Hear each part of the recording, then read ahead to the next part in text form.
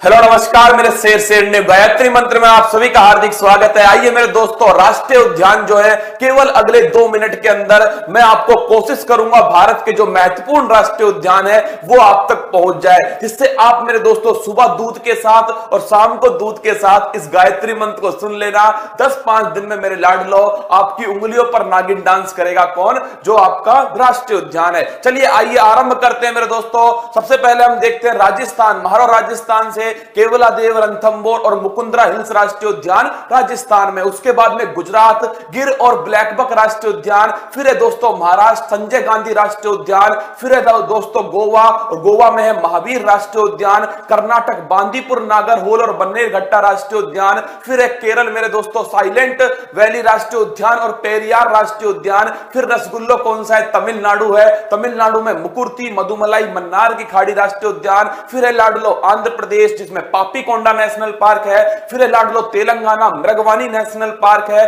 फिर है आपके ओडिशा, और ओडिशा में कौन सा है? सिमलीपाल भीतरकनिका राष्ट्रीय उद्यान है। फिर है लाडलो आपका वेस्ट बंगाल, जिसके अंदर ध्यान रखना है आपको, वेस्ट बंगाल में मेरे दोस्तों सुंदरवन है और जल्दापरा राष्ट्रीय उद्यान है। मेघालय में नौरक्रेक है। मणिपुर में काबुल लामजाओ है। अरुणाचल प्रदेश में दोस्तों नामदफा राष्ट्रीय उद्यान है। फिर असम में काजीरंगा और मानस राष्ट्रीय उद्यान है। सिक्किम के अंदर कंचनजंगा है। बिहार में वाल्मीकि है दोस्तों, और साथ में आपके जो उत्तर प्रदेश है इसमें दुधवा राष्ट्रीय उद्यान है। उत्तराखंड के अंदर दोस्तों जिम कार्बेट, नंदा देवी, गंगोत्री राष्ट्रीय उद्यान है। फिर उसके बाद में लाडलो हिमाचल प्रदेश में पिनघाटी राष्ट्रीय उद्यान है। फिर मेरे दोस्तों आपको ध्यान रखना है लद्दाख में हेमिस राष्ट्रीय उद्यान है। जम्मू कश्मीर में दाचिंगम राष्ट्रीय उद्यान है। हरियाणा के अंदर सुल्तानपुर कालेश्वर राष्ट्रीय उद्यान है। फिर दोस्तों ध्यान रखना है आपको मध्य प्रदेश बांधवगढ़, पेंच मेरे दोस्तों, कान्हा, पन्ना, ये सब कहां पर है? मामा की नगरी मध्य प्रदेश में है। फिर दोस्तों आपको ध्यान रखना है छत्तीसगढ़, जहां पर इंद्रावती राष्ट्रीय उद्यान है। फिर मेरे दोस्तों आपको झारखंड, जहां पर बेतला राष्ट्रीय उद्यान है। और दोस्तों अंडमान निकोबार, जहां पर साउथ बटन राष्ट्रीय उद्यान है।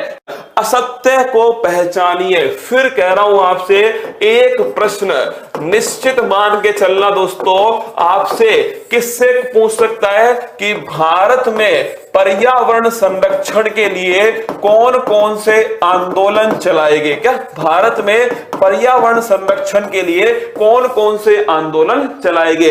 एक आंदोलन दोस्तों चलता है चिपको आंदोलन। कौन सा है? चिपको आंदोलन। एक दोस्तों आंदोलन है चिपको, भी ध्यान रखना, एक तो राजस्थान के अंदर है। एक चिपको आंदोलन दोस्तों उत्तराखंड। कहां है? उत्तराखंड में एक आंदोलन था अपिक्को। क्या नाम है? अपिक्को। एक आंदोलन है दोस्तों नर्मदा बचाओ आंदोलन, और एक आंदोलन है और वो है शांत घाटी आंदोलन। कौन सा? शांत घाटी आंदोलन। इसमें आपको ये ध्यान रखना है कि ये जो आंसर है, क्या ये जो दोस्तों आपके आंदोलन है ये किस किस क्षेत्र से संबंधित है? भाई लोकेश जी को समाप्त करो ना, तुरंत समाप्त कर दिया करो। चिपको आंदोलन दोस्तों किससे संबंधित है? ये पूछ सकता है, ये आपसे पूछ सकता है अपिक्को किससे है, या दोस्तों नर्मदा किससे है, या शांत घाटी कहां पर है? चलिए देखते हैं। चिपको आंदोलन है दोस्तों चमोली कहां पर? उत्तराखंड के अंदर स्थित है चिपको आंदोलन। अगर आपसे पूछे इसके दोस्तों, अगर पूछे किसके द्वारा इसे किया गया तो नोट करना। एक तो दोस्तों कौन है? चंडी प्रसाद। कौन है? चंडी प्रसाद है। और एक लिखना सुंदरलाल बहुगुणा। कौन है? सुंदरलाल बहुगुणा। ये ध्यान रखना, अब की बार के लिए अति महत्वपूर्ण प्रश्न है, क्योंकि सुंदरलाल बहुगुणा जी का हाल ही में दोस्तों क्या हो गया? हाल ही में इनका निधन हो गया। तो आपसे पूछे चिपको आंदोलन उत्तराखंड के चमोली में हुआ, 1973 को हुआ, और ध्यान रखना सुंदरलाल बहुगुणा और चंडी प्रसाद के द्वारा किया गया। अगला क्वेश्चन है दोस्तों दक्षिण भारत का चिपको किसको कहते हैं? यह है दोस्तों अपिक्को आंदोलन। लिखना, इसे बोलते हैं दक्षिण भारत का चिपको आंदोलन। क्या? दक्षिण भारत का चिपको आंदोलन। यह है दोस्तों अपिक्को आंदोलन, और यह कहां का है? यह लिखना दोस्तों कर्नाटक। कहां का है? अपिक्को जो आंदोलन है यह दोस्तों नोट करना, यह है कर्नाटक का। कहां का? कर्नाटक है। नर्मदा बचाओ आंदोलन यह दोस्तों मध्य प्रदेश का है। यह मेघा पाटेकर, किसके द्वारा किया गया? मेघा पाटेकर के द्वारा जो बांध बनाया गया, उस बांध का विरोध जो है वो दोस्तों यहां पर किया गया। अगला क्वेश्चन है शांत घाटी आंदोलन, ये दोस्तों केरल का है। अगर आपसे पूछे अपिक्को आंदोलन किसके नेतृत्व में हुआ था? देखो चिपको आंदोलन एक राजस्थान का है दोस्तों, कहां का? राजस्थान का। इसके बारे में अभी डिस्कस करेंगे। चिपको आंदोलन एक उत्तराखंड का हो गया और मैंने आपको बताया चंडी प्रसाद और सुंदरलाल बहुगुणा इसका नेतृत्व किया है। अगर आपसे पूछे गौरी देवी का संबंध किस आंदोलन से था, यह क्वेश्चन पूछा गया है। एक क्वेश्चन पूछा गया दोस्तों, गौरी देवी का जो संबंध है, किसका? गौरी देवी का संबंध किस आंदोलन से था? तो लिखना दोस्तों, ये चिपको आंदोलन उत्तराखंड जो है का, उत्तराखंड इससे संबंधित कौन थी?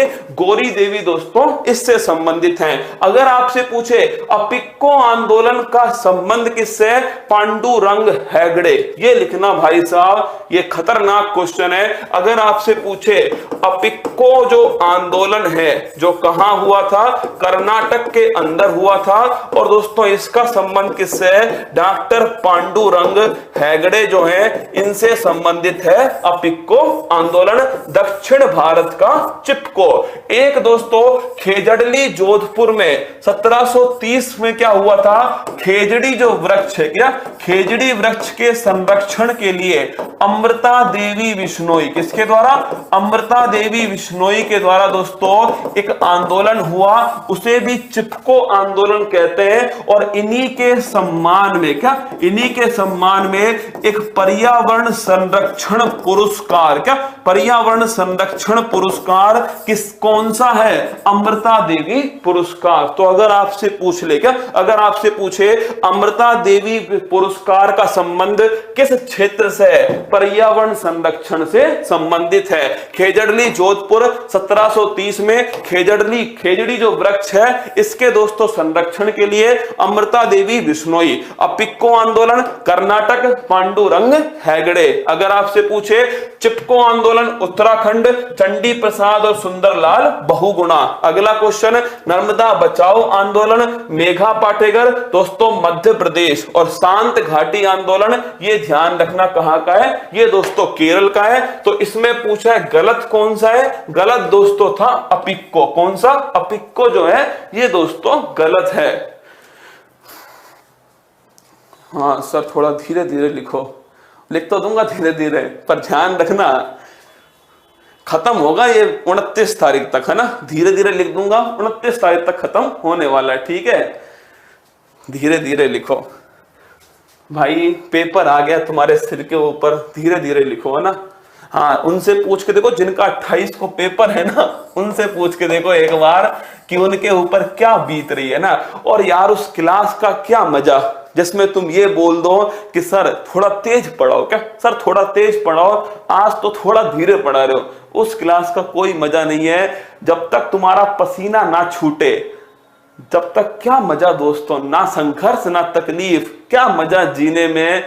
बड़े बड़े तूफान थम जाते हैं जब पड़ोसी तुमसे कहता है कि तुमसे ना हो पाएगा, और जिस दिन पड़ोसी ने ये कहा तुमसे ना हो पाएगा, उसी दिन उससे कह देना कि बेटा तेरी ही खोपड़ी में छेद करना है, और महादेव की सौगंध मुकाबला टक्कर का होने वाला है। ये लिखो 1 नंबर, क्या ये लिखो यूपी टेट वालों सीधा 1 नंबर कि निम्न में से कौन सा घास का मैदान ऑस्ट्रेलिया में स्थित है। और एकमात्र क्लास जिसमें दोस्तों 4 ऑप्शन नहीं 6 ऑप्शन, क्या जिसमें 6 ऑप्शन होते हैं, एकमात्र क्लास आपके सामने है, पंपाज घास का मैदान। लिखना भाई साहब, ये मिलता है अर्जेंटीना। कहां मिलता है? अर्जेंटीना में पंपाज घास का मैदान। प्रेरीज घास का मैदान दोस्तों उत्तरी अमेरिका। कहां मिलता है? उत्तरी अमेरिका, प्रेरीज घास का मैदान। वेल्स घास का मैदान दोस्तों ये मिलता है दक्षिण अफ्रीका। कहां मिलता है?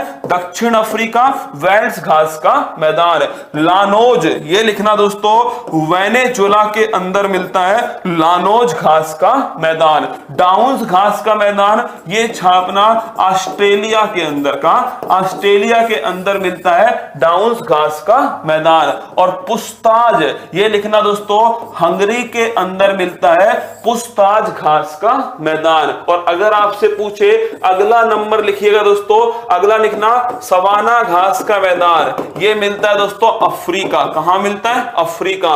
और अगर आपसे पूछे स्टेपीज घास का मैदान, ये मिलता है दोस्तों यूरोप में। और यूरोप में भी ध्यान रखना यूक्रेन, कहां? यूरोप के अंदर मिलता है स्टेपीज घास का मैदान। आने दो पेपर में कौन सा पूछेगा, पैम्पाच पूछेगा, अर्जेंटीना ठोक देना, प्रेरीज पूछे उत्तरी अमेरिका, वेल्स पूछे दक्षिण अफ्रीका, लानोज पूछे वेनेजुला, डाउन्स पूछे ऑस्ट्रेलिया, पुस्ताच पूछे हंगरी, या दोस्तों सवाना पूछे अफ्रीका, स्टेपीज पूछे यूरोप। पूछने तो दो एक बार, फिर जो दौड़ा दौड़ा के मारा जाएगा, क्या दौड़ा दौड़ा के दोस्तों मारा जाएगा, एक बार पूछ ले, क्या एक बार पूछ ले बेटा, फिर बताएंगे हम चीज क्या है। छापना भाई साहब, फटाफट छापो कि निम्न में से कौन सा घास का मैदान ऑस्ट्रेलिया में स्थित है। तो ध्यान रखना डाउन्स घास का मैदान जो है ये दोस्तों ऑस्ट्रेलिया के अंदर स्थित है। अगला क्वेश्चन देखिए भाई साहब, पर्यावरण संरक्षण हेतु अंतरराष्ट्रीय प्रयास, इन्हें आराम से छापते जाना। अगर आपसे पूछे स्टॉकहोम सम्मेलन, ये हुआ दोस्तों 1972 के अंदर। स्टॉकहोम कहां पर है? स्वीडन के अंदर स्थित है स्टॉकहोम। अगला क्वेश्चन आपसे पूछेगा कि जो स्टॉकहोम है, अगर पूछे कब हुआ यह सम्मेलन, 1972 में हुआ। और लिखना सतत विकास पर पहला सम्मेलन, क्या सस्टेनेबल डेवलपमेंट पर पहला वैश्विक सम्मेलन जो है वो है दोस्तों स्टॉकहोम सम्मेलन। इसमें भारत की तरफ से कौन गई थी? इंदिरा गांधी। कौन गई थी? इंदिरा गांधी भारत की तरफ से। और इसी सम्मेलन में 5 जून 1972 को एक संस्था की स्थापना होती है जिसका नाम है संयुक्त राष्ट्र पर्यावरण। क्या दोस्तों? संयुक्त राष्ट्र पर्यावरण जो आपके कार्यक्रम है, एक संस्था की स्थापना होती है जिसका नाम है UNEP। और इसीलिए 5 जून को कौन सा दिवस है? पर्यावरण दिवस दोस्तों मनाया जाता है। कब मनाते हैं? 5 जून को मनाते हैं। तो अगर आपसे पूछे कि स्टॉकहोम सम्मेलन कब हुआ? 1972 में हुआ। कहां हुआ? स्वीडन के अंदर हुआ। अगर पूछे किससे संबंधित है? सस्टेनेबल डेवलपमेंट से संबंधित है। अगर आपसे पूछे कब दोस्तों? 5 जून 1972 को संयुक्त राष्ट्र पर्यावरण कार्यक्रम एक संस्था की स्थापना होती है। इसीलिए 5 जून को क्या बनाते हैं? पर्यावरण दिवस मनाया जाता है। लेकिन 2 सवाल आपसे पूछ सकता है कि पहला पर्यावरण दिवस कब बनाया गया? क्या पहला पर्यावरण दिवस ये कब दोस्तों मनाया गया? तो नोट करना 1974 में बनाया गया। और अगर आपसे पूछे किसने इसको होस्ट किया है, तो अमेरिका ने दोस्तों इसकी मेजबानी की है। अगर आपसे पूछे 2021 में कौन पर्यावरण दिवस का मेजबान था, तो लिखना नल्ला पाकिस्तान जो है ये दोस्तों पर्यावरण दिवस का मेजबान। तो देखिए सवाल पूछेगा कि स्टॉकहोम सम्मेलन 1972, आपसे पूछेगा संयुक्त राष्ट्र पर्यावरण कार्यक्रम 1972, लेकिन पहला पर्यावरण दिवस 1974 और 2021 वाला ये मेजबानी की दोस्तों किसने? पाकिस्तान। किसने? पाकिस्तान ने। और अगर पूछो संयुक्त राष्ट्र पर्यावरण कार्यक्रम इसका मुख्यालय कहां स्थित है, तो नोट करना इसका मुख्यालय स्थित है नैरोबी केन्या के अंदर। कहां है? नैरोबी केन्या में इसका मुख्यालय स्थित है। किसका? संयुक्त राष्ट्र पर्यावरण कार्यक्रम। अगला क्वेश्चन है मॉन्ट्रियल प्रोटोकॉल, तारीख लिखना 16 सितंबर 1987। क्या तारीख नोट करो, 16 सितंबर 1987, 16 सितंबर 1987, ये दोस्तों लिखना मॉन्ट्रियल प्रोटोकॉल। मॉन्ट्रियल कहां पर स्थित है? कनाडा के अंदर स्थित है मॉन्ट्रियल। इसका संबंध ओजोन परत के संरक्षण, किससे? ओजोन परत के संरक्षण से संबंधित है मॉन्ट्रियल प्रोटोकॉल। इसीलिए 16 सितंबर को दोस्तों कौन सा दिवस है? ओजोन दिवस जो है ये मनाते हैं 16 सितंबर। कब मनाते हैं? ओजोन संरक्षण दिवस 16 सितंबर को मनाया जाता है। तो अगर आपसे पूछे मॉन्ट्रियल प्रोटोकॉल 16 सितंबर 1987 को, अगला क्वेश्चन दोस्तों किससे संबंधित है? ओजोन परत के संरक्षण से, और इसीलिए 16 सितंबर को क्या बनाते हैं? ओजोन दिवस मनाया जाता है। अगर आपसे पूछे कि जो मॉन्ट्रियल प्रोटोकॉल है इसमें किस पर प्रतिबंध लगाया गया, लिखना इसमें किस पर प्रतिबंध लगाया गया, तो वो लिखना दोस्तों CFC, इसे कहते हैं क्लोरोफ्लोरोकार्बन। क्या बोलते हैं? क्लोरोफ्लोरोकार्बन, या दोस्तों इसी का दूसरा नाम है फ्रियोन। क्या नाम है? इसी का दूसरा नाम है फ्रियोन। ये किसमें यूज होता है? फ्रिज में दोस्तों शीतलक के रूप में यूज होता था। इसे क्या किया गया? इसे दोस्तों बंद किया गया। तो ये भी क्वेश्चन खतरनाक प्रश्न है कि क्लोरोफ्लोरोकार्बन CFC, इसका दूसरा नाम फ्रियोन है, ये कहां पर यूज होता है? शीतलक कूलेंट के रूप में यूज होता है। इस पर बैन किस प्रोटोकॉल में लगाया गया? मॉन्ट्रियल प्रोटोकॉल के अंदर लगाया गया। इसके बाद दोस्तों क्या हुआ? इसके बाद तीसरा नंबर है पृथ्वी सम्मेलन। क्या नाम है? पृथ्वी सम्मेलन। ये हुआ 1992। अगर तुमसे पूछे पहला पृथ्वी सम्मेलन कब हुआ, तो नोट करना 1992 में हुआ। कहां पर हुआ? रियो के अंदर हुआ, और रियो कहां है? ब्राजील के अंदर स्थित है। कहां? ब्राजील में पहला पृथ्वी सम्मेलन 1992 में हुआ। और अगर तुमसे पूछे पृथ्वी दिवस कब मनाया जाता है, तो ये नोट करना दोस्तों 22 अप्रैल को बनाते हैं पृथ्वी दिवस। कब बनाते हैं? 22 अप्रैल को पृथ्वी दिवस दोस्तों मनाया जाता है। तो 1992 पृथ्वी सम्मेलन कहां हुआ भाई साहब? रियो के अंदर हुआ, और रियो कहां स्थित है? ब्राजील के अंदर स्थित है। इसी सम्मेलन के अंदर एक संस्था की स्थापना होती है, उसका नाम है UNFCCC। सीधा क्वेश्चन आता है कि UNFCCC इसकी फुल फॉर्म क्या है? तो united nation framework convention to climate change. फिर सुनिएगा, united nation framework convention to climate change. ये दोस्तों इसकी फुल फॉर्म है। इसकी स्थापना किस सम्मेलन में होती है? पृथ्वी सम्मेलन में होती है। अब देखिए UNFCCC, इसकी फुल फॉर्म लिखना यूनाइटेड, इसकी फुल फॉर्म लिखो यूनाइटेड नेशन फ्रेमवर्क। क्या? United nation framework convention to climate change. आपको ध्यान रखना है इसमें दो शब्द, एक तो क्लाइमेट और एक दोस्तों चेंज। इसे लिखना जलवायु परिवर्तन। तो अगर आपसे पूछे united nation framework convention to climate change, UNFCCC का संबंध किससे है? जलवायु परिवर्तन से संबंधित है। इसकी स्थापना कब होती है? 1994 में इसकी स्थापना होती है। इसका मुख्यालय कहां स्थित है? इसका मुख्यालय दोस्तों बोन जर्मनी के अंदर स्थित है। कहां?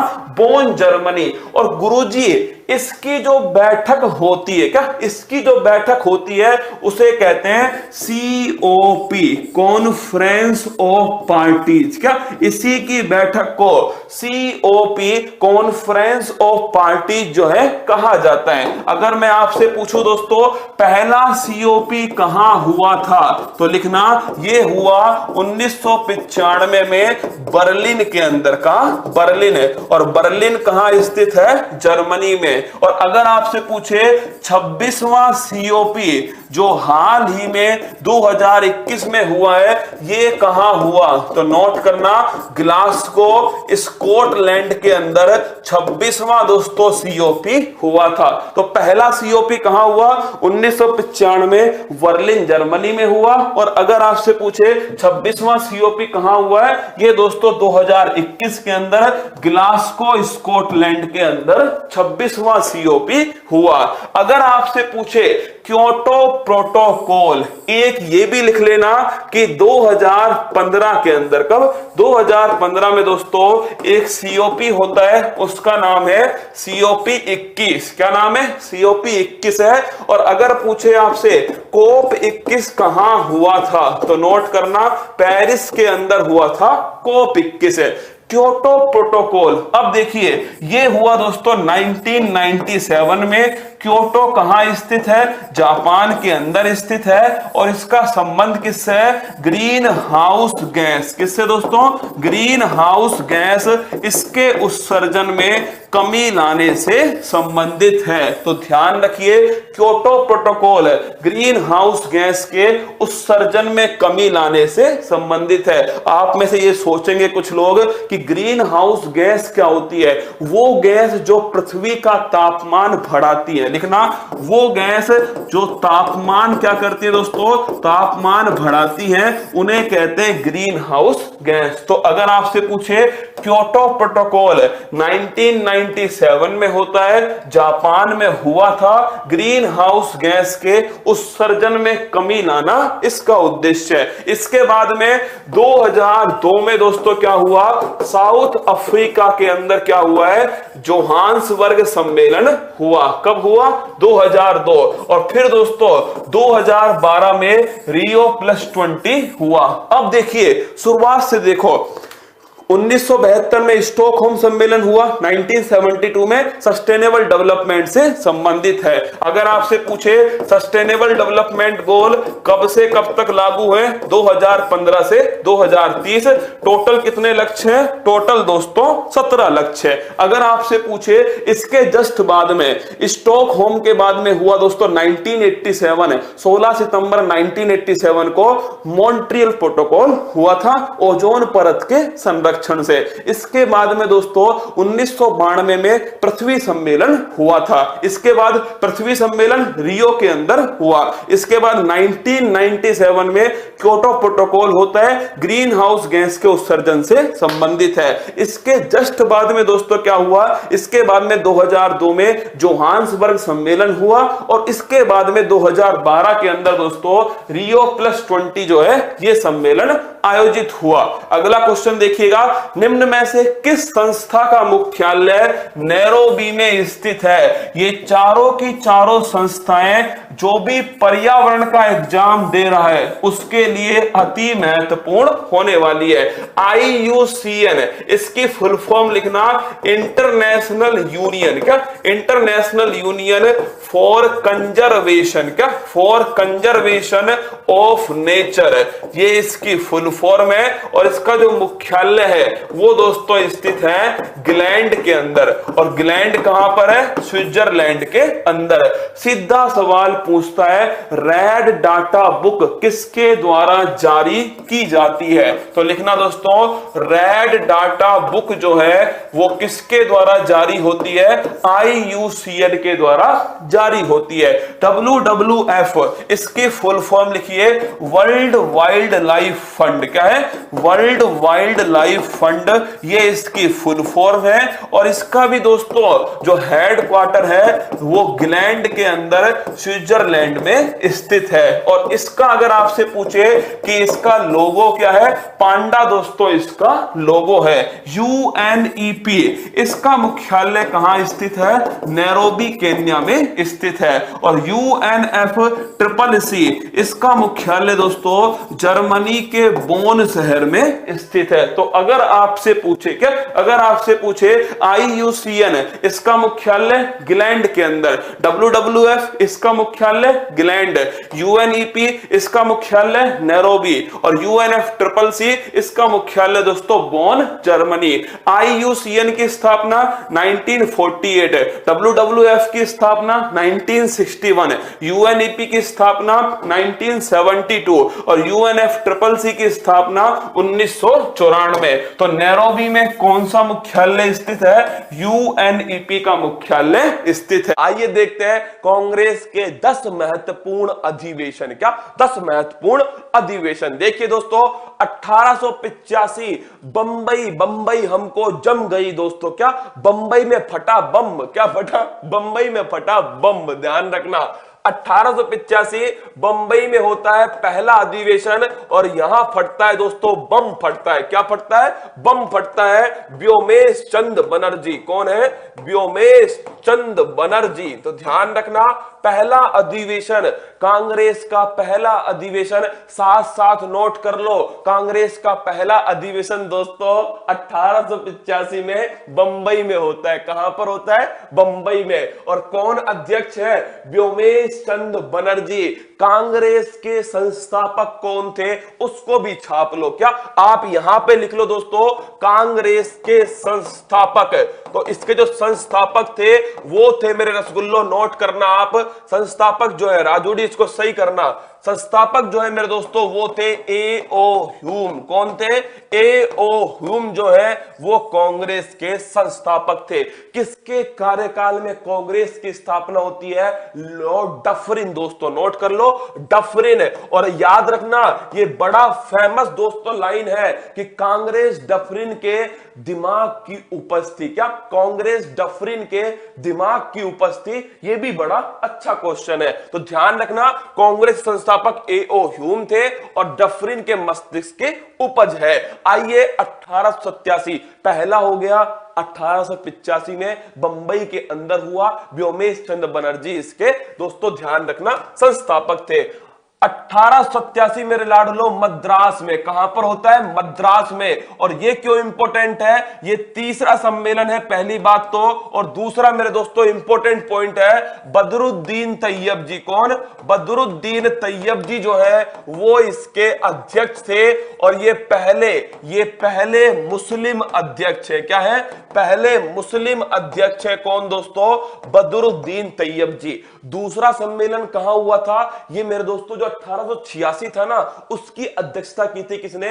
वो की थी दादा भाई नौरोजी। किसने? दादा भाई नौरोजी। ये मेरे दोस्तों 1887 है। ध्यान रखना, मद्रास। क्या? मद्रास। और बदरुद्दीन तैयब जी इसके अध्यक्ष है। फिर अगला देखना, 1896 इस पर लगा लो स्टार मेरे दोस्तों, कलकत्ता में अधिवेशन होता है। रहीमतुल्लाह इसके अध्यक्ष थे और वंदे मातरम को पहली बार मेरे लाडलो यहीं पर गाया गया था, वंदे मातरम। 1896 क्या? 1896 कलकत्ता का अधिवेशन, रहीमतुल्लाह इसके अध्यक्ष थे और रसगुल्लो वंदे मातरम जो है ये पहली बार यहीं पर गाया गया। ये भी सवाल अति महत्वपूर्ण है। फिर देखना 1916, ये भी बड़ा इंपॉर्टेंट है दोस्तों, ये लखनऊ के अंदर हुआ। कहां हुआ? नवाबों की नगरी लखनऊ में होता है दोस्तों। और दूसरा पॉइंट, अंबिका चरण मजमूदार इसके अध्यक्ष थे। स्टार लगा लो, 2 स्टार लगाओ। 1916 अंबिका चरण मजमूदार इसके अध्यक्ष थे।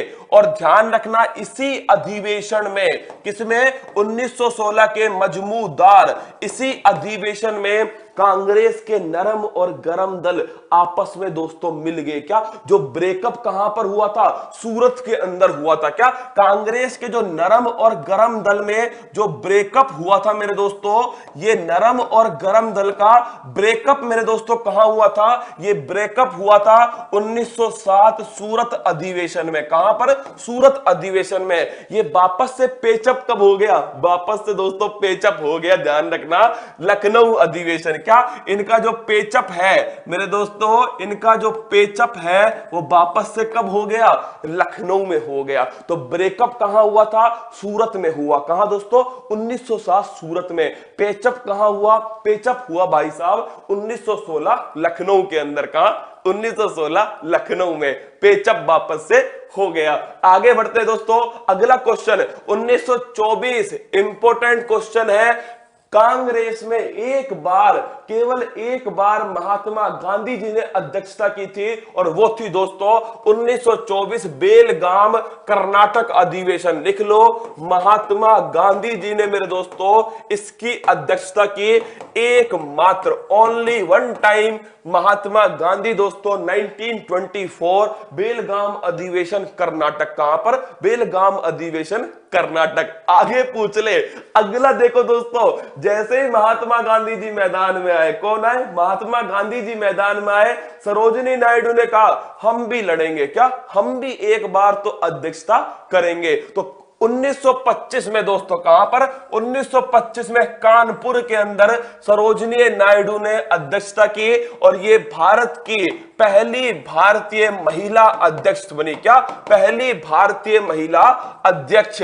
लेकिन पहली अध्यक्ष कौन थी मेरे रसगुल्लो? पहली अध्यक्ष तो एनी बिसेंट थी। कौन थी? Any Besant. लेकिन लाडलो पहली भारतीय महिला अध्यक्ष सरोजिनी नायडू। तो जैसे ही गांधी जी मैदान में उतरे, सरोजिनी नायडू ने कहा ना बाबा ना, हम भी आएंगे। क्या? हम भी आएंगे, हम भी अध्यक्षता करेंगे। जैसे ही सरोजिनी नायडू ने अध्यक्षता की दोस्तों, जवाहरलाल नेहरू ने कहा हम कैसे पीछे रहेंगे, हम भी मैदान में उतरेंगे। और वो था 1929 का लाहौर। जवाहरलाल नेहरू ने कहा हम पाकिस्तान में करके आएंगे। क्या? इस पाकिस्तान नल्ले को भी अपना बनाएंगे, लाहौर में अधिवेशन कर देंगे। सुनना, गजब की कहानी आगे दोस्तों। 1929 लाहौर में अधिवेशन होता है और जवाहरलाल नेहरू क्या करते हैं? इसकी अध्यक्षता करते हैं। पाकिस्तान में जाकर दोस्तों हम कह के आते हैं हमें पूर्ण स्वराज चाहिए। क्या? हमें चाहिए पूर्ण स्वराज। तो लाडलो नोट कर लो, पूर्ण स्वराज जो है इसकी पहली बार मांग। क्या?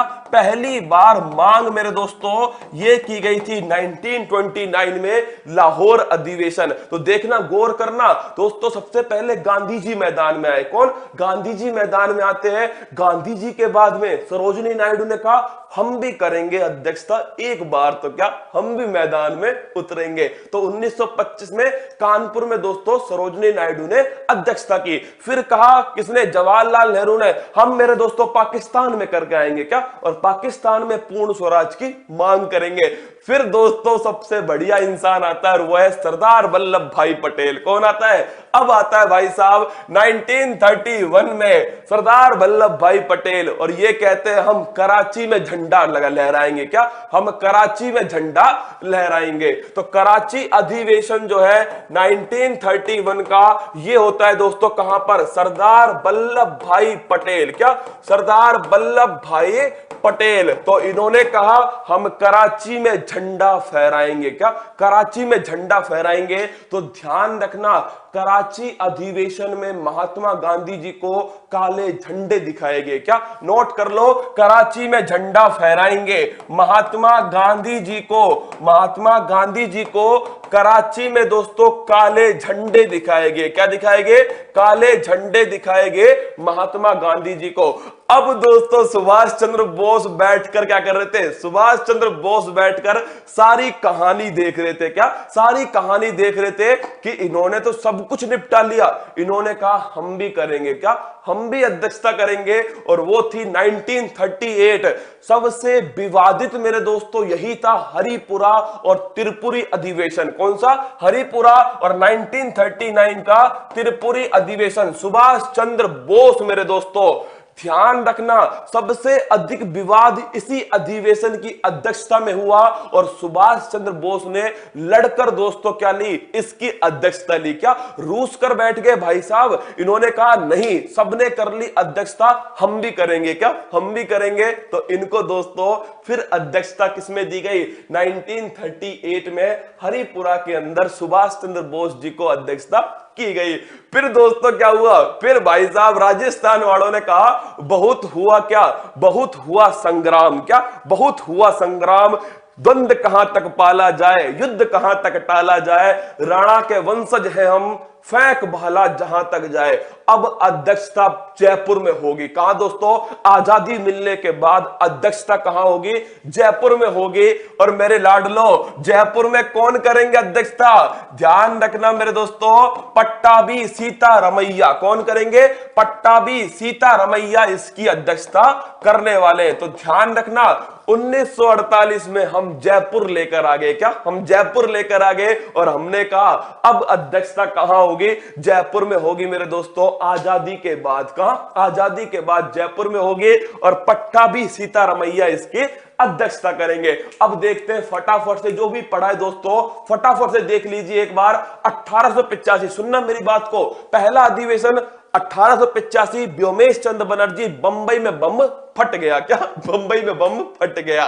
दूसरा दोस्तों, दूसरे के दादा भाई नौरोजी। तीसरा 1887, बदरुद्दीन तैयब जी, पहले मुस्लिम अध्यक्ष। फिर मेरे रसगुल्लो ध्यान रखना है आपको, इसके बाद में 1916 का लखनऊ अधिवेशन, जो मेरे दोस्तों ब्रेकअप हुआ था 1907 में सूरत अधिवेशन में, वो वापस से पेचअप हो गया। क्या हो गया? पेचअप हो गया। 1916 लखनऊ अधिवेशन, अंबिका चरण मजमूदार। महात्मा गांधी जी ने कहा हम भाई साहब एक बार तो अध्यक्षता करेंगे। 1924 में बेलगाम कर्नाटक में अध्यक्ष बनाया गया। सरोजिनी नायडू ने कहा दोस्तों बाबा ने कर ली, अब दादी की बारी। किसकी बारी? दादी की बारी। तो 1925 सरोजिनी नायडू दोस्तों कानपुर में अध्यक्षता करती है, पहली भारतीय महिला थी। फिर इसके बाद में दोस्तों जवाहरलाल नेहरू ने कहा हम पाकिस्तान में करके आएंगे। कहां पर? पाकिस्तान में करके आएंगे, लाहौर के अंदर। 1929 दोस्तों लाहौर अधिवेशन, पूर्ण स्वराज की मांग हम वहां पर करके आएंगे,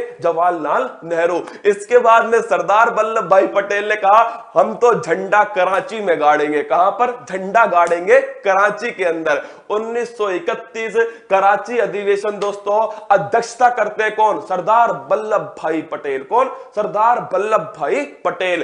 काले झंडे महात्मा गांधी को इसी अधिवेशन में दिखाए गए। उसका कारण था इससे कुछ दिनों पहले दोस्तों किसको? भगत सिंह को फांसी दी गई। क्या? भगत सिंह को फांसी दी गई थी। और ऐसा कहते हैं दोस्तों कि जो 1931 का गांधी इरविन समझौता हुआ था ना, उसमें गांधी जी चाहते तो ये रोक लेते, इसलिए काले झंडे किसको दिखाए गए? महात्मा गांधी जी को दिखाए गए। महात्मा गांधी के बाद दोस्तों कौन बैठकर देख रहे थे इस घटना को? 1931 जो कराची अधिवेशन था दोस्तों, सरदार वल्लभ भाई पटेल इसको बैठकर देख रहे थे, सुभाष चंद्र बोस। उन्होंने कहा भाई साहब सबका नाम आ गया, किसका बचा है? अब मेरा बचा है, मैं कुछ नया तहलका करूंगा। सबसे अधिक विवादित दोस्तों वो था 1938 का हरिपुरा अधिवेशन, सुभाष चंद्र बोस। कौन थे? सुभाष चंद्र बोस। और इसके बाद भाई साहब राजस्थान वालों ने कहा अब तो हमारे यहां होगा। क्या?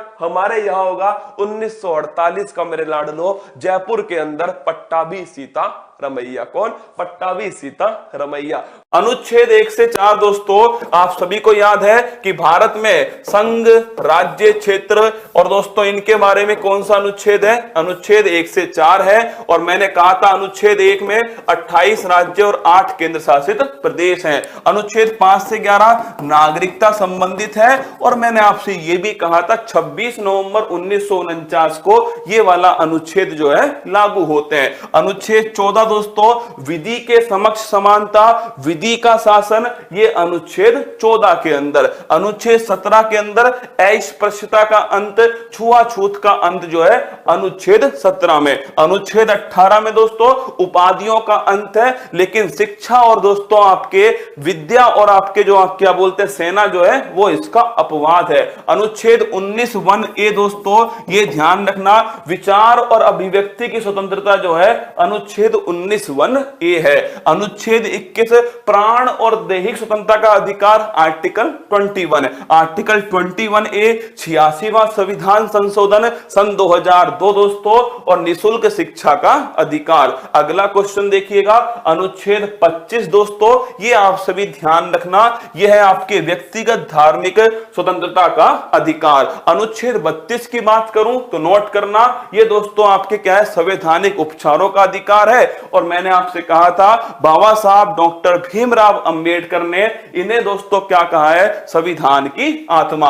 अनुच्छेद 39A दोस्तों नोट कीजिएगा, निशुल्क विधिक सहायता 42वां संविधान संशोधन है। अनुच्छेद 40 की बात करूं तो दोस्तों ध्यान रखिएगा 40 जो है ये ग्राम पंचायत का गठन जो है 40 है। 44 की बात करूं दोस्तों तो ध्यान रखना समान सिविल संहिता 44 है। 48 की बात करें तो दोस्तों गौ हत्या जो है वो किस अनुच्छेद में निषेध है, अनुच्छेद 48 में। अनुच्छेद 48A की बात करो तो पर्यावरण संरक्षण जो है अनुच्छेद 48A है। अनुच्छेद 50 की बात करो कार्यपालिका और न्यायपालिका में शक्तियों का दोस्तों पृथक्करण जो है अनुच्छेद 50 में। अनुच्छेद 51 की बात करो तो दोस्तों लिख लेना अंतरराष्ट्रीय शांति जो है वो दोस्तों अनुच्छेद 51 में। अनुच्छेद 51A की बात करो तो दोस्तों फंडामेंटल ड्यूटी जो है वो अनुच्छेद 51A के अंदर है। और मैंने आपसे कहा भी था कि 42वां संविधान संशोधन है दोस्तों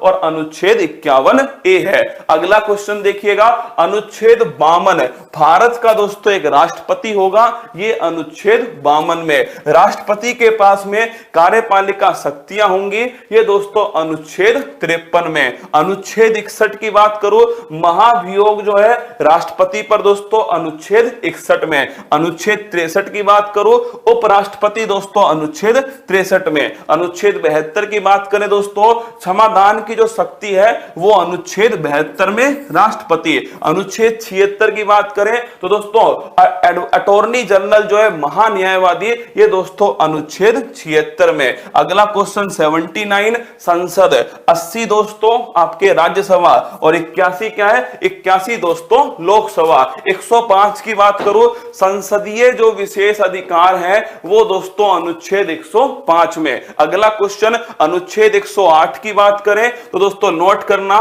ज्वाइंट सिटिंग 108 में। 110 की बात करो वित्त विधेयक दोस्तों 110 के अंदर, धन विधेयक जो है ये 110 के अंदर। 112 की बात करो वार्षिक वित्तीय विवरण, ये दोस्तों अनुच्छेद 112 में। अनुच्छेद 123 की बात करो तो राष्ट्रपति के पास में अध्यादेश की शक्ति 123 में। 124 की बात करो सुप्रीम कोर्ट जो है ये अनुच्छेद 124 में।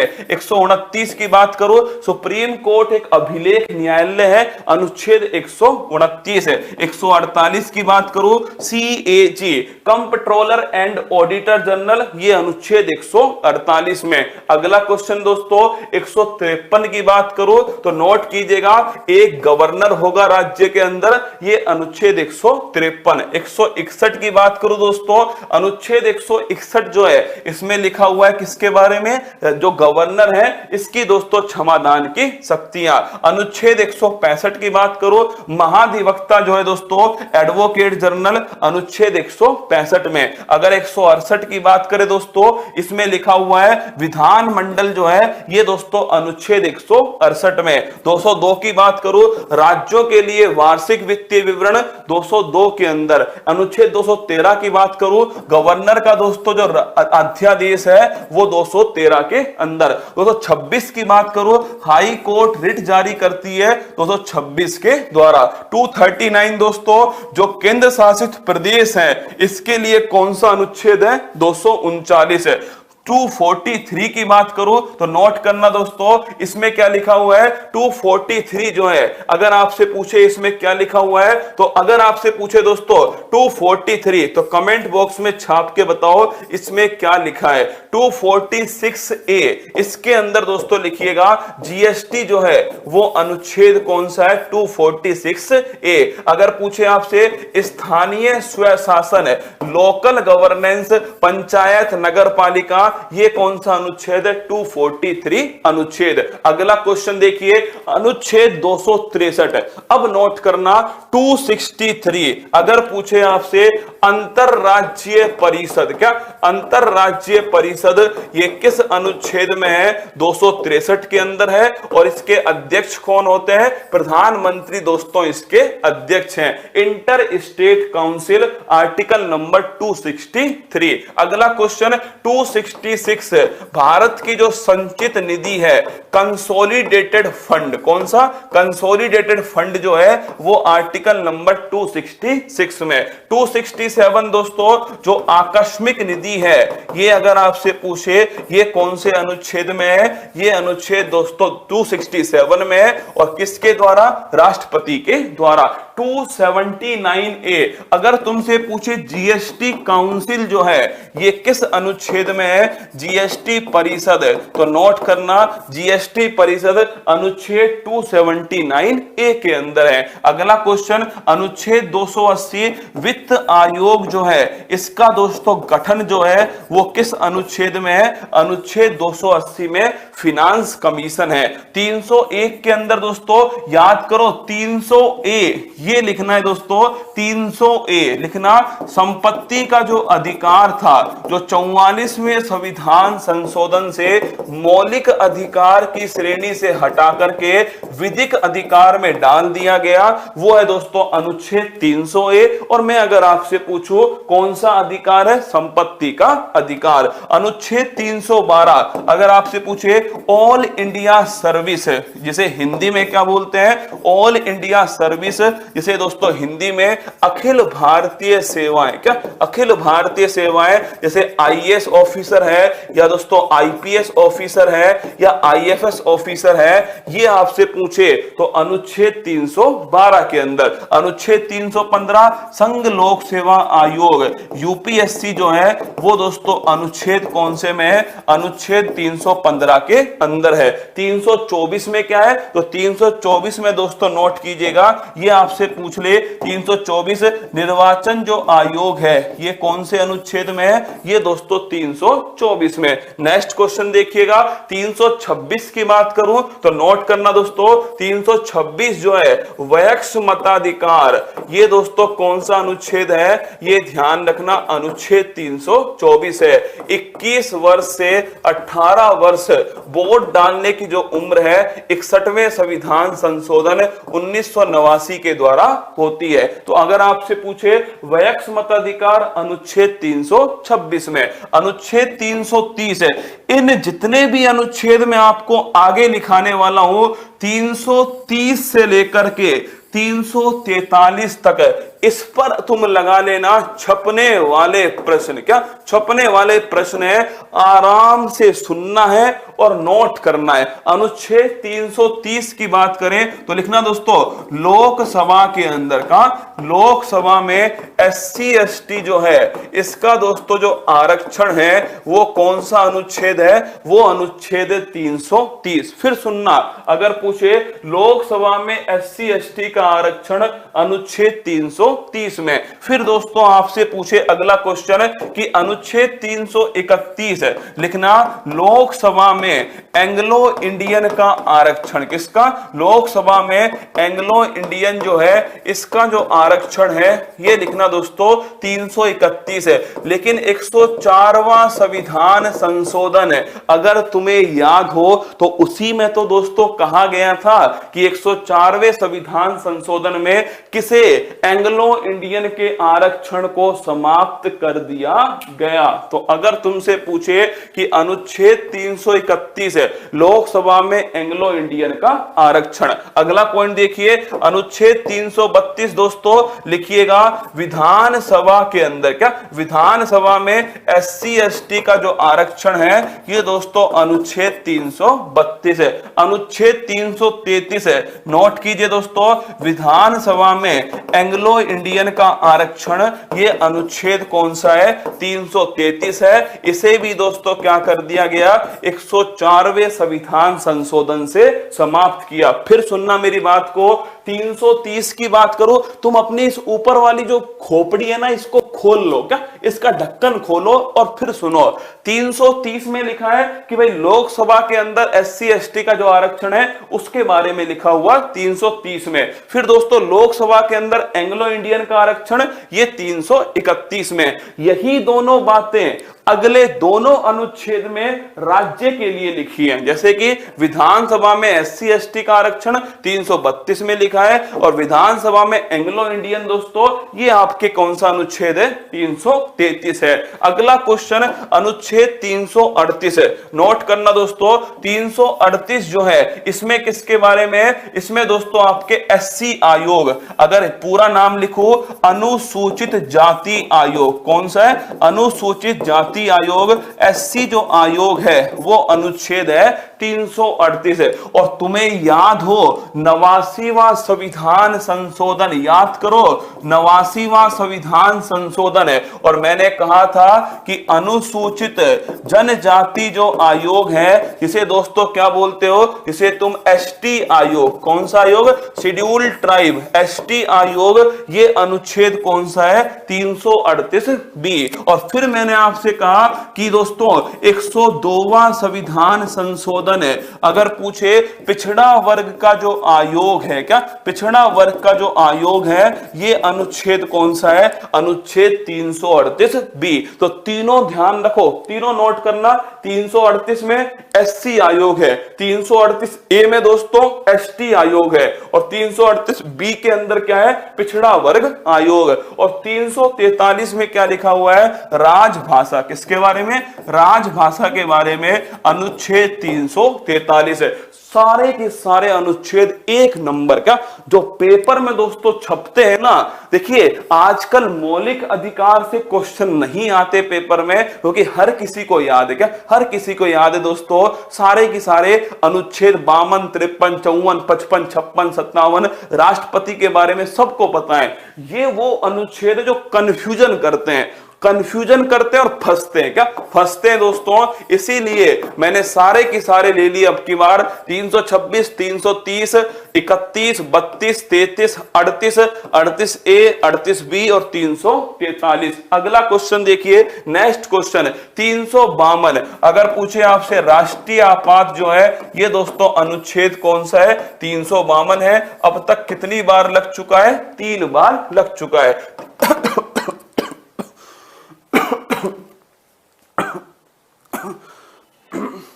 356 की बात करूं दोस्तों, 356 जो है ये आपके राष्ट्रपति शासन, कौन सा है, राष्ट्रपति जो शासन है ये अनुच्छेद 356 है जो राज्य के अंदर लगता है। 360 की बात करूं दोस्तों तो वित्तीय जो आपात है ये आपके 360 है। अब तक भारत में ये वाला दोस्तों एक भी बार नहीं लगा।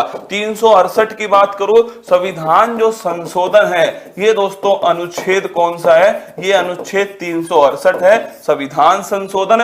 370 की बात करूं, जम्मू कश्मीर के बारे में विशेष उपबंध जो है वो किस अनुच्छेद में थे, वो दोस्तों अनुच्छेद है 370, जिसे दोस्तों हटा दिया गया। अगर बात करें 395 दोस्तों तो लिख लेना आपके हिंदी में पाठ, क्या हिंदी में पाठ संक्षिप्त दोस्तों नाम, क्या संक्षिप्त जो नाम है वो सबकी सब किस अनुच्छेद में है, ये दोस्तों 395 अंदर है। क्लाइव की बात करूं दोस्तों, क्लाइव जो है नोट करना, बंगाल के पहले गवर्नर कौन थे, तो बंगाल के पहले गवर्नर थे क्लाइव भाई साहब। कौन थे, क्लाइव। तो क्लाइव था बंगाल का पहला गवर्नर।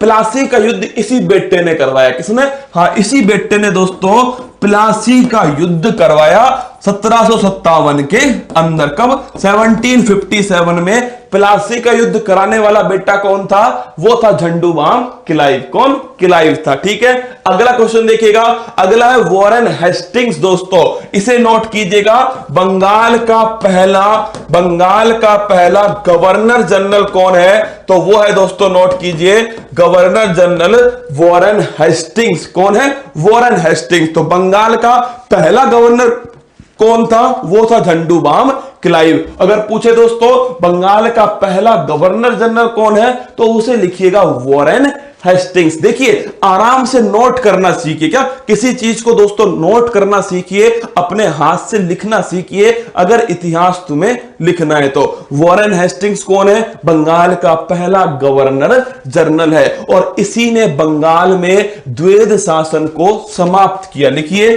बंगाल में दोस्तों, बंगाल में द्वैध शासन को समाप्त करने वाला कौन था, इसको समाप्त करने वाला था वो था वॉरेन हेस्टिंग्स। तुम पूछोगे लगाया किसने था, क्लाइव ने। किसने दोस्तों? ये द्वेष शासन लगाने वाला कौन था? तो लगाने वाला लिखिएगा क्लाइव। कौन था? क्लाइव था। लेकिन हटाने वाला कौन था? हटाने वाला था दोस्तों वॉरेन हेस्टिंग्स। ठीक है, आइए अगला क्वेश्चन आगे देखिएगा। अगला क्वेश्चन है कॉर्नवालिस। दोस्तों नोट कीजिए, कॉर्नवालिस जो है भारत में पुलिस, किसका? भारत में पुलिस का जनक कौन है दोस्तों?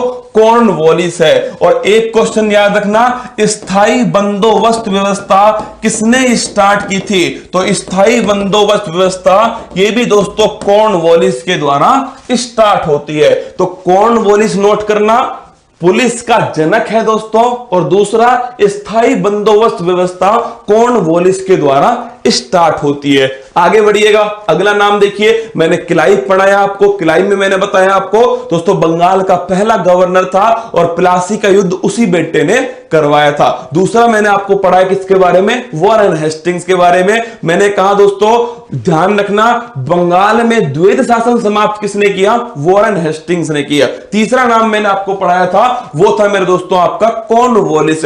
पुलिस व्यवस्था का जनक कौन है भारत में? कॉर्नवालिस है। और साथ में स्थायी बंदोबस्त व्यवस्था ये भी दोस्तों कॉर्नवालिस की है। आगे देखिए वेलेजली, तो नोट करना दोस्तों सहायक संधि प्रणाली। एक ही सवाल आता है, सहायक संधि प्रणाली लागू करने वाला कौन था? तो ये था मेरे दोस्तों वेलेजली। लिख लो, अच्छा क्वेश्चन है दोस्तों। वेलेजली टीपू सुल्तान से इसी ने युद्ध लड़ा था, टीपू सुल्तान से। और टीपू सुल्तान की जब डेथ हुई थी ना, तो वेलेजली ने कहा था पूर्व का सूर्यास्त अस्त हो गया। क्या?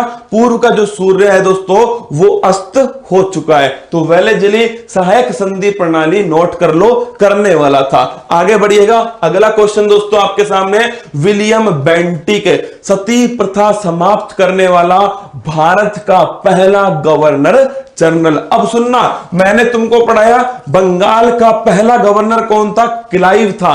बंगाल का पहला गवर्नर जनरल कौन था? वो था मेरी जान, कौन था? वो वॉरेन हेस्टिंग्स था। लेकिन भारत का पहला गवर्नर जनरल वो है विलियम बेंटिक। लिखिएगा भारत का पहला गवर्नर जनरल ये कौन है दोस्तों? भारत का क्या पैनल, भारत का पहला गवर्नर जनरल कौन है? तो लिखिएगा वो है मेरे दोस्तों विलियम बेंटिक। भारत का पहला गवर्नर जनरल विलियम बेंटिक। सती प्रथा को समाप्त करने वाला कौन था? तो सती प्रथा को समाप्त करने वाला भी दोस्तों विलियम बेंटिक। इसी के समय 1829 में राजा राम मोहन राय के द्वारा दोस्तों आंदोलन चलाया गया और सती प्रथा को समाप्त किया गया। तो 1829 में किसकी सहायता से?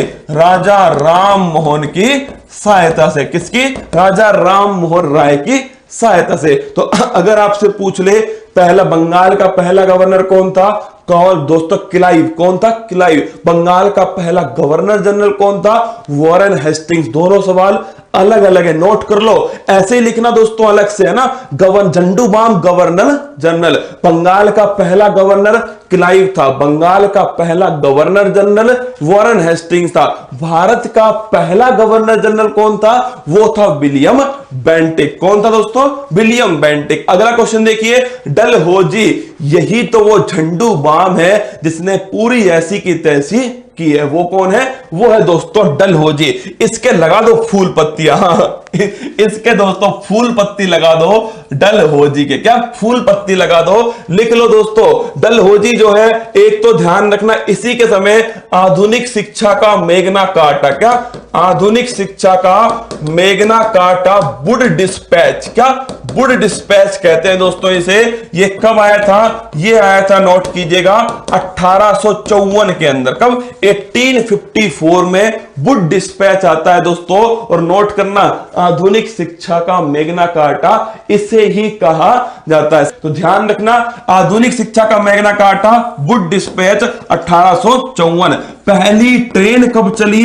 पहली ट्रेन दोस्तों लिखिएगा भारत में 1853 के अंदर चलती है। भारत में पहली ट्रेन कहां? भारत की पहली ट्रेन 1853 1953 में। डलहौजी के समय दोस्तों वुड डिस्पैच आया था, आधुनिक शिक्षा का मैग्ना कार्टा। चलिए आगे बढ़ते हैं। अगला क्वेश्चन, भोकाल जो प्रश्न है ना दोस्तों, आज क्या है, राजूरी टीम ने ही बनाए थे, मैंने नहीं बनाए ना, कल से मैं बनाऊंगा तो इकोनॉमिक्स और साइंस के भोकाल प्रश्न डाल दूंगा, ठीक है, चिंता मत करो ना।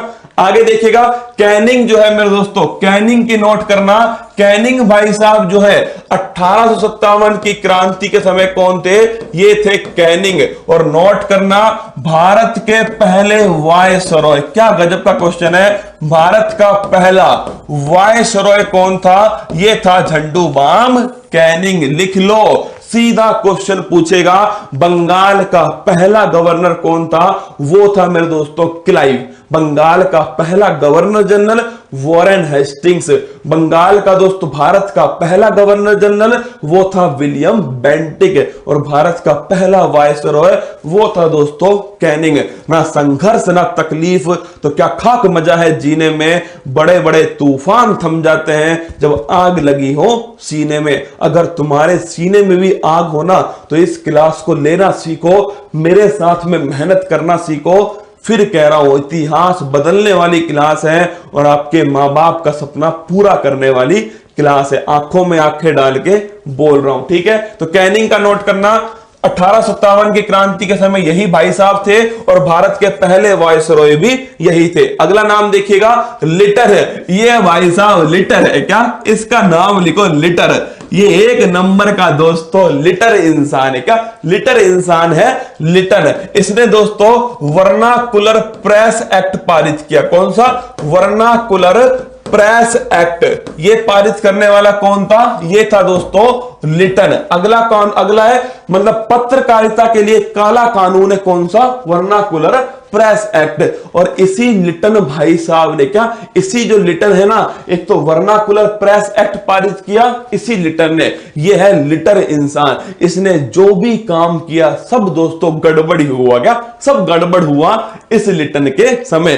फिर इसने जो किया उसको सुधारा किसने, रिपन ने सुधारा। क्या रिपन ने सुधारा मेरे दोस्तों, नोट करना, जो भी काम किया उसको सुधारने वाला कौन था, रिपन था। लिखिए, स्थानीय स्वशासन का जनक कौन है, तो स्थानीय स्वशासन का जनक है दोस्तों रिपन। लिख लो दोस्तों, फादर ऑफ लोकल गवर्नेंस वो है रिपन। अगला क्वेश्चन आपसे पूछेगा मेरे दोस्तों, अगर आपसे पूछ ले जनगणना जो है दशकीय आधार पर, किसके आधार पर, दशकीय आधार पर जनगणना कब स्टार्ट होती है, 1881 में स्टार्ट होती है। किसके समय होती है, रिपन के कार्यकाल में होती है। तो पहला स्थानीय स्वशासन का जनक कौन है, तो नोट कर लो दोस्तों रिपन है। और दूसरा क्वेश्चन क्या है, जनगणना दशकीय आधार पर पहली कब हुई थी, 1881 में हुई थी और दोस्तों रिपन के समय हुई थी। जनगणना स्टार्ट कब हुई थी, मेयो के कार्यकाल में हुई थी, लेकिन ध्यान रखना वो दशकीय आधार पर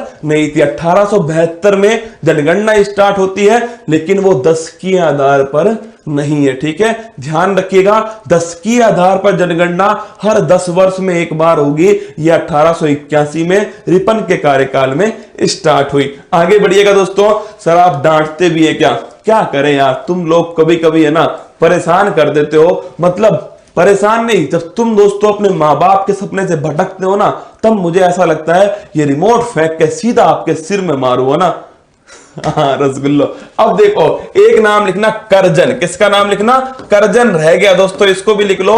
1905 का बंगाल विभाजन जो है ये किसके समय हुआ था, 1905 का बंगाल विभाजन करजन के समय हुआ था। और इसी के विरोध में दोस्तों कौन सा आंदोलन चलता है, स्वदेशी आंदोलन चलता है। कौन सा, स्वदेशी आंदोलन। तो नोट करना, 1905 का बंगाल विभाजन करजन के समय होता है और इसी के विरोध में स्वदेशी आंदोलन चलता है। माउंटबेटन 3 जून की योजना, माउंटबेटन की योजना, कौन सी, 3 जून की योजना, माउंटबेटन की योजना। इसी के समय दोस्तों संविधान सभा बनती है और भारत जो है वो आजाद होता है। माउंटबेटन, सीधा पेपर में आता 3 जून की योजना का संबंध किससे है? माउंटबेटन से संबंधित है। और ध्यान रखिएगा लास्ट है दोस्तों आपके राजगोपालाचारी। ये आप सभी जानते हो राजगोपालाचारी है दोस्तों, जब भारत आजाद हो गया तो किसके हाथ में आया? तो भारत अंतिम दोस्तों भारतीय गवर्नर जनरल कौन थे? वो थे राजगोपालाचारी। लिखिएगा अंतिम दोस्तों ये भारतीय क्या थे? गवर्नर जनरल थे। अंतिम मेरे सामने है और वो है राजगोपाला। अब शहर जाकर तैयारी करने की चिंता छोड़ो, अब हॉस्टल के खर्चे की चिंता छोड़ो, अब घर से दूर रहने की चिंता छोड़ो, क्योंकि उत्कर्ष ऐप लाया है सरकारी नौकरी के सपने को पूरा करने के लिए ऑनलाइन कोर्स। तो अब चिंता छोड़ो और जुड़ जाओ उत्कर्ष ऐप के साथ।